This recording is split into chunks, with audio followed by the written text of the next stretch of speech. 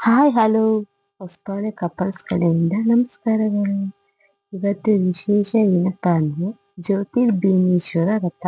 ಇದನ್ನ ಪತಿ ಸಂಜೀವಿನಿ ವ್ರತ ಅಂತಲೂ ಕರೀತಾರೆ.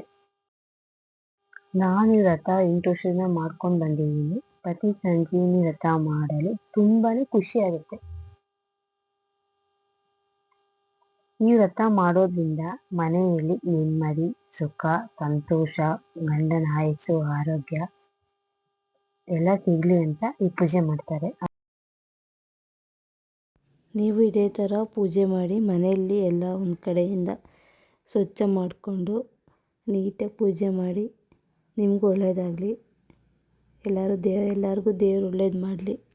God bless you. Thank you.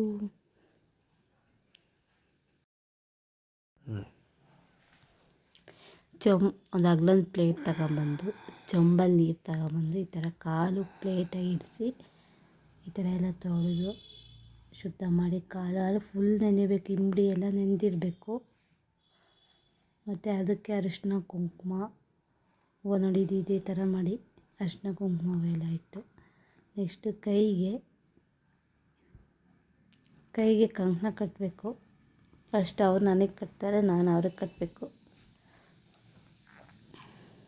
ಅದು ಫಸ್ಟ್ ಅವ್ರು ಕಟ್ಟಿದ್ದಾರೆ. ಆ ವಿಡಿಯೋದಲ್ಲಿ ಹಂಗೆ ತೋರಿಸಿಲ್ಲ, ನಾವು ಇದೇ ಥರ ತೋರಿಸ್ತಾ ಇದ್ದೀವಿ.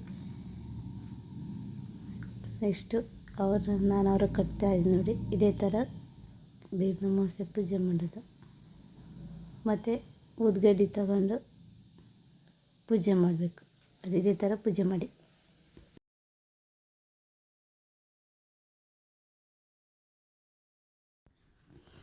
ಉದ್ಗಡ್ಡೆಯಲ್ಲಿ ಈ ಥರ ಪೂಜೆ ಮಾಡಿ ಈ ಥರ ನೀಟಾಗಿ ಮನಸ್ಸಿಂದ ಪೂಜೆ ಮಾಡಬೇಕು. ಪೂಜೆ ಮಾಡಿ ಈ ಥರ ಪೂಜೆ ಮಾಡ್ತಾಯಿದ್ದೀನಿ ನೋಡಿ. ಈ ಥರ ಮಾಡಿ ಕಾಲಿಗೆ ಬೀಳಬೇಕು. ಮತ್ತು ಆರತಿ ಬೆಳಗಬೇಕು. ದೃಷ್ಟಿ ಈ ಥರ ಆರತಿ ಬೆಳಗಿ ಪೂಜೆ ಮಾಡಬೇಕು. ಇದೇ ಭೀಮ ಅಮಾವಾಸ್ಯೆ ಅಂತ ಹೇಳ್ತಾರೆ. ನಾನು ಬಂದಾಗ ಮಾಡಿದ್ದೀನಿ. ನಾವು ಇದೇ ಥರನೇ ಮಾಡೋದು. ಪೂಜೆ ತಪ್ಪಾಗಿದ್ರೆ ಸಾರಿ. ಓಕೆ. ನಾವು ಹೊಸದಾಗಿ ಯೂಟ್ಯೂಬ್ ಚಾನಲ್ ಓಪನ್ ಮಾಡಿದ್ದೀವಿ, ಹೊಸಬಾಳೆ ಕಪಲ್ಸ್ ಯೂಟ್ಯೂಬ್ ಚಾನಲ್ ಅಂತ. ಪ್ಲೀಸ್ ಎಲ್ಲರೂ ಸಪೋರ್ಟ್ ಮಾಡಿ, ಸಬ್ಸ್ಕ್ರೈಬ್ ಮಾಡಿ.